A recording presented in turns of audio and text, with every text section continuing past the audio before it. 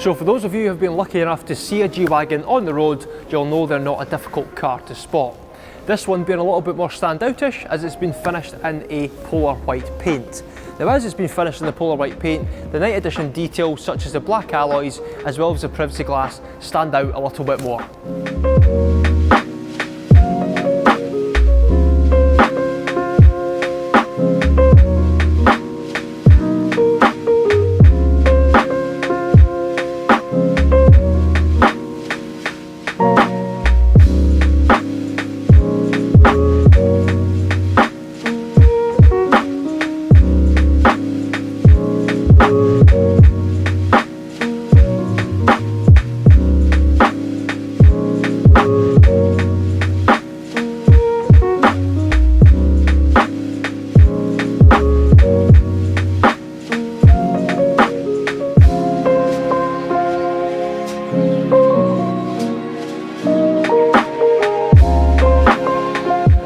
I'm sure you can all probably tell I absolutely adore the G-Class, and I'm sure we're all in agreement that it really is a piece of automotive history.